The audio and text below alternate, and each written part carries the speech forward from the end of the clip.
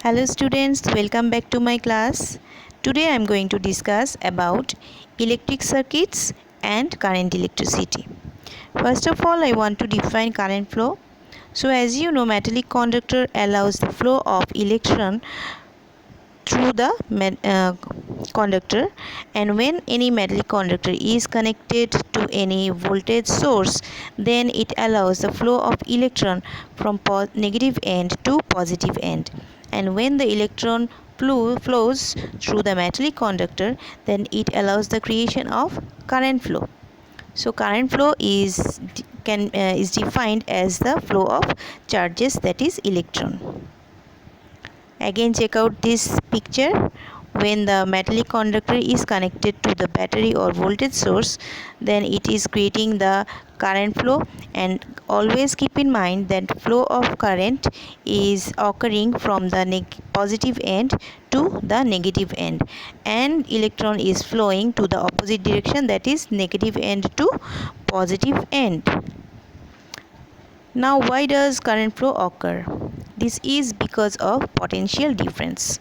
Consider two tank A and tank B, which are having same amount of water. So if there is same amount of water, there will be no water flow. But if one tank is having higher amount of water, then the water will flow from tank A to B. So potential difference is such matter where there is difference of charges, and here you consider there is higher higher voltage in positive end and low voltage in negative end. That means there is more amount of electrons in the negative end. So electrons they flow from the negative end to the positive end, and always current flows from the positive end to negative end. That's because of the potential difference. And if there is no potential difference, then there will be no current flow. So potential difference is actually defined as the energy or work that we need to carry charge from the negative end to positive end. I am saying again, potential difference is the energy or work needed to carry charge from the negative end to positive end, and it is expressed by this formula, that is V potential difference equal to energy divided by charge, or we can say the unit of potential difference volt, and 1 volt is equal to 1 joule per coulomb. That is, joule is the unit of energy and coulomb is the unit of charge. So 1 volt is indicating that for carrying out 1 coulomb of charge we need 1 joule of energy. That is the potential difference. Now, what is the unit of current? The unit of current is ampere, which is expressed by A. 1 ampere is equal to 1 coulomb per 1 second. That is, if you are carrying 1 coulomb of charge or electron per second, that is the current flow is 1 ampere. So, as current flow is the flow of charges, current flow I is equal to Q by T, that is amount of charge per time, that is the current flow I. Now, what are the types of current flow? There are two types of current flow, that is direct current, another one is alternating current. Direct current is also called DC or unidirectional current. It is also called varying current. Now, alternating current, it is called AC current. There is another name of DC current, that is non-periodic current, and alternating current is also called periodical current. Now, why this is what is the reason behind?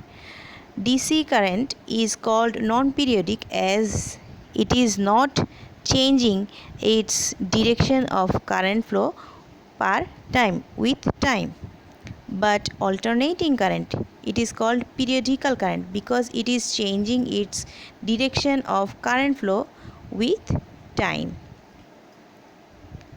If we compare between these two types of current, then DC current is produced from battery and AC current is prepared from power generators or AC generators. That means AC current is a source of high voltage and DC current is a source of low voltage.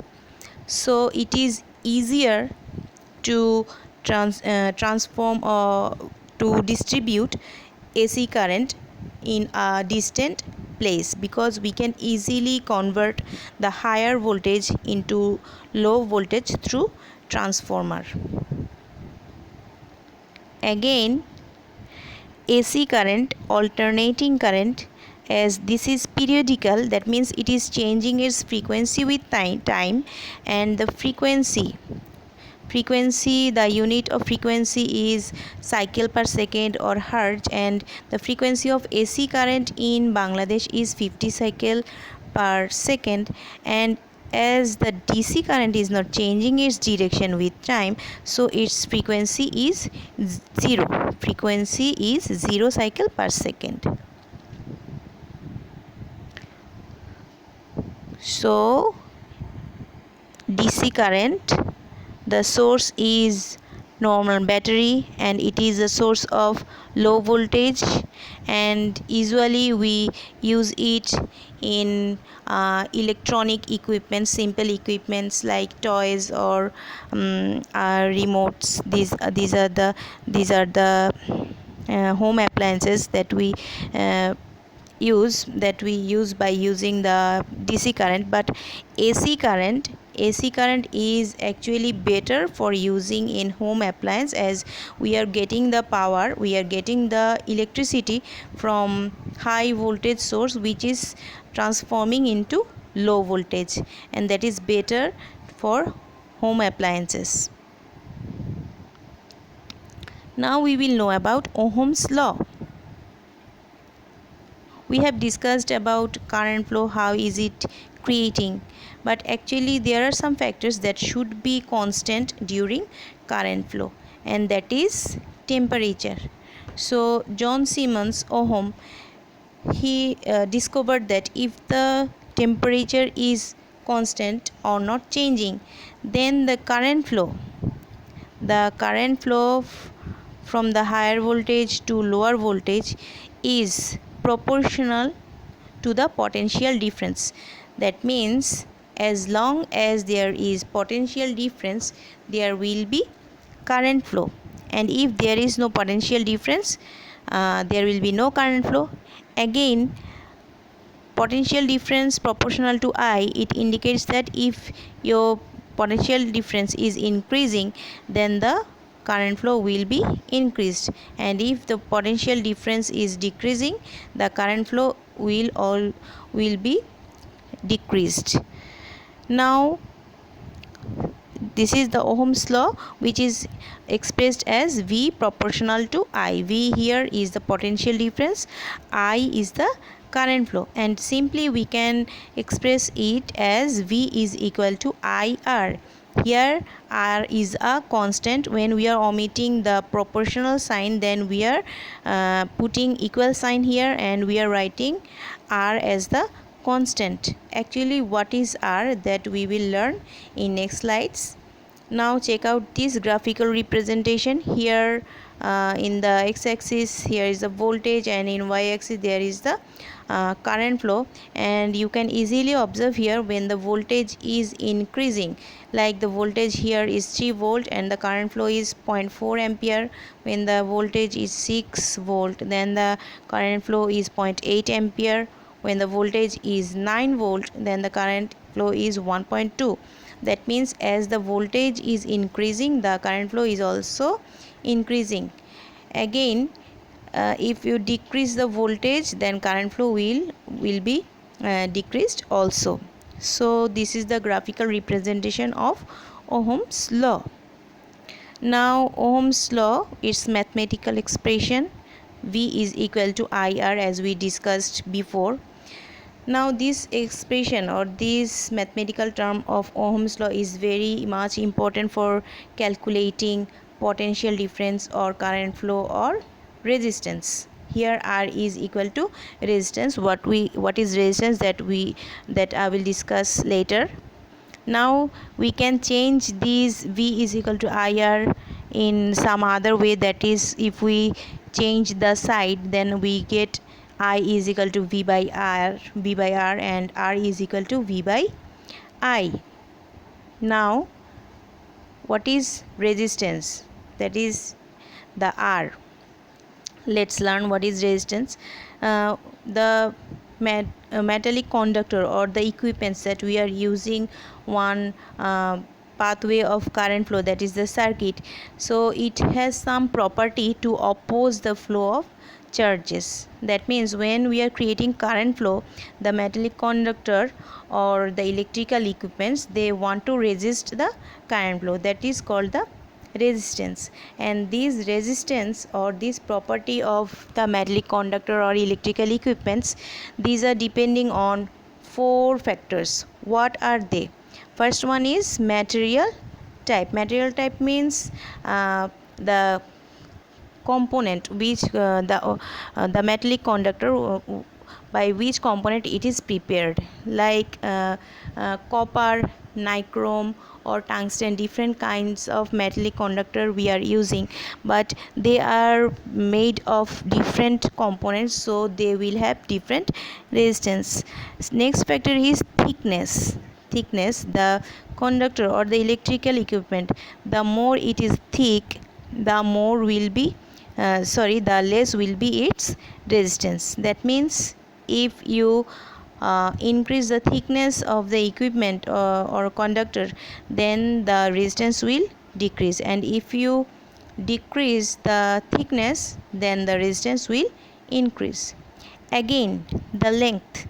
If you increase the length of the metallic conductor, that means the resistance will be increased. So the relation between resistance and length is proportional. And the last factor is temperature.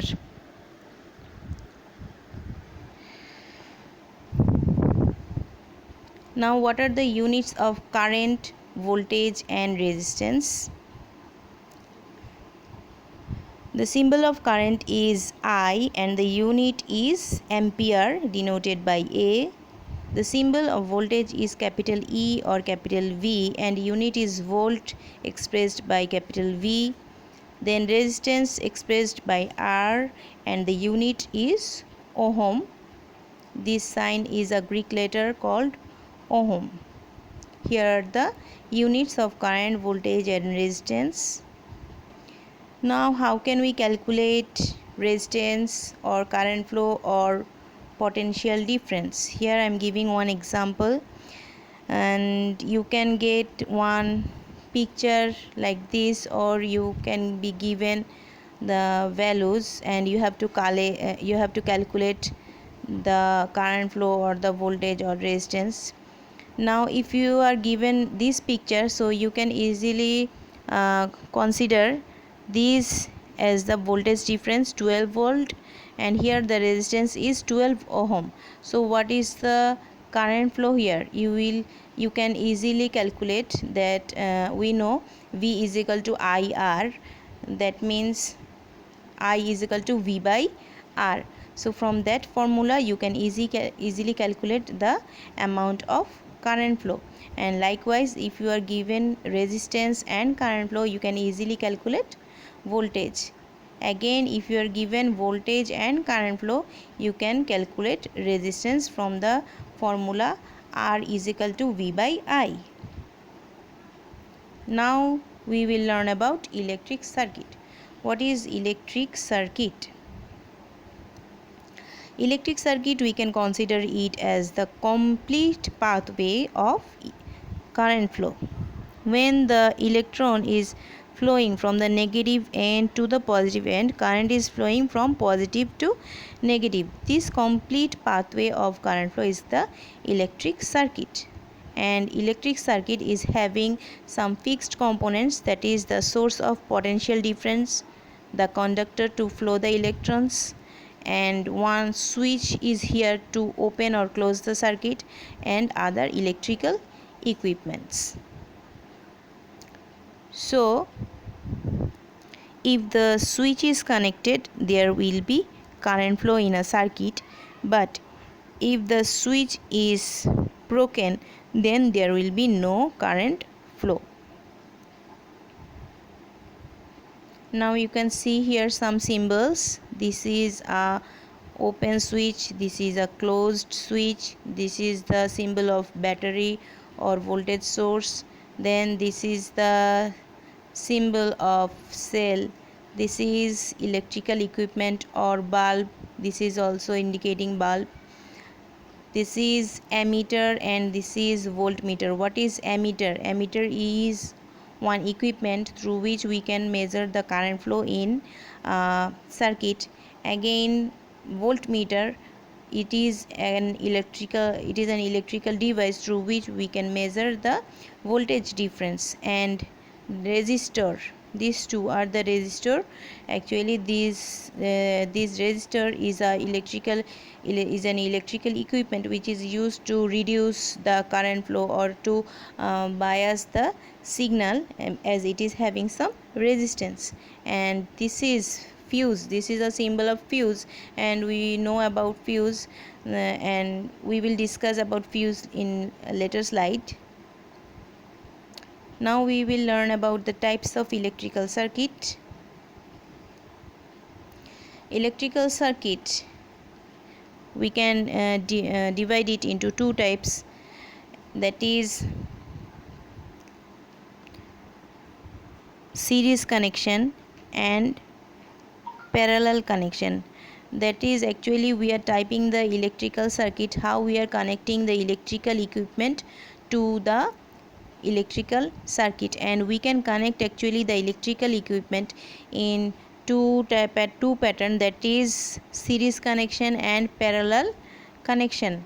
Series connection means when the electrical equipment are connected to the voltage source one by one. One end of the electrical equipment is connected to one end of voltage source, and the other end is connected to another electrical equipment. Again, the other end of the second electrical equipment is connected to the third equipment, and the last end of the third electrical equipment is connected to other end of the voltage source. But in parallel connection, all equipments are having one common end connected to one end of the voltage source, and other ends are connected to other point of the voltage source. So this is the parallel connection. Now if we compare between this series circuit and parallel circuit, or series connection and parallel connection, so we can conclude that parallel connection is far more better than series connection. Why so? Because in series connection, the electrical equipments are connected one after another, and if one equipment is fused or broken, then the total circuit has to be repaired. But in parallel connection, if one equipment is destroyed, damaged, then others are not affected. So parallel connection is better for home use. And also there are other advantages, like in series connection all the equipments are having same current flow, but it will have lower current flow compared to when one equipment was added. That means when only one bulb was connected to the electrical circuit, it would get more current flow. But when 5 more bulbs are connected instead of one, then the intensity will be lower here. But in parallel connection, all the equipments, as they are having the same voltage source, so there will be no decrease of intensity. All the bulbs will be illuminated with the same intensity. So parallel connection is more better than series connection. Now check out this slide. How can we calculate the resistance in series circuit or parallel circuit? In series circuit, we can calculate the resistance as the summation of the all the resistance, that is R is equal to R1 and R2. If you are having two resistor here, so the total resistance will be the summation of the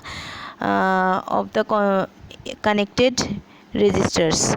But if the resistors are in parallel connection, there will be lower resistance, as the formula is 1 by R is equal to 1 by R1 plus 1 by R2. That means when the resistor they are connected in series connection, then there will be increased resistance in that circuit. But when the resistors are connected in parallel connection, then the resistance will be lower. Now ammeter and voltmeter. Ammeter, as I said before, ammeter is a device to measure the current flow in a circuit, and voltmeter is one electrical device to measure the potential difference in a circuit. And keep in mind that always ammeter and voltmeter, these two are connected in such a way that the negative end is always connected to the negative end of the voltage source, and the positive end is connected to the positive end. See here, voltmeter also, negative point is connected to negative end and positive end is connected to positive end. Now this is the picture of fuse. As maybe you have heard this word before. Fuse is a metallic device, and which is actually made of one kind of alloy, that is combination of tin and lead. And when there is excess current flow in any electrical circuit, then this fuse, it becomes broken or damaged, and the current flow in that circuit is stopped. That is how the fuse is saving our electrical devices from excess voltage or current flow. Now which fuse or what kind of fuse should we use? There are several kinds of fuse having some capacity like 5 ampere, 10 ampere, 15 ampere, or 30 or 60. So which fuse should you use? Suppose your television is having the fuse capacity 5 ampere, but if you are using 10 ampere fuse, so it won't be able to detect the current flow which is more than 5, that is 7.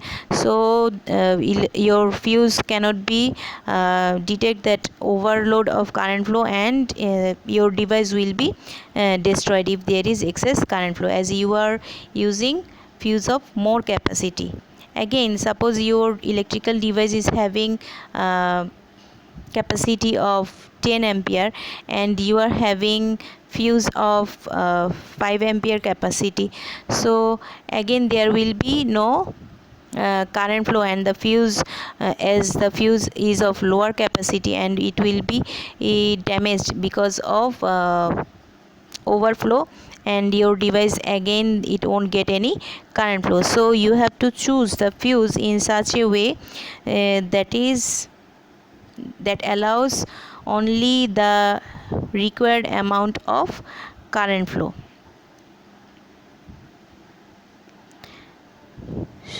So when you are using any fuse, it will detect the required amount of current flow, and if there is overflow of voltage or higher amount of current flow than the required, then the fuse will be blown and your electrical device will be protected. Now, effective use of electricity. We have discussed about current flow, we have discussed about how to save our electrical equipments, and last of all, we have to use the we have to make the effective use of electricity. That means, as the electricity is energy, and always we know that we shouldn't waste any kind of energy. So how to make the effective use of electricity, that means how we can manage the less wastage of electricity. We can always use the energy saving equipments, or always we can turn off the appliances when they are not needed, and we can use the efficient appliance. That means they are the energy saving appliances, home appliances. And last of all, we should keep in mind that when we are not using any kind of equipments, or when we are not in any room, then we should turn off the unused switches, and we should use the energy efficient bulbs. And when we are doing in night time, when we are doing any work, then we should apply the task lighting. So finally, we can say that if you are making effective use of electricity or any kind of energy, that you are saving your own resource. So keep in mind that. And that's all for today. Thank you all.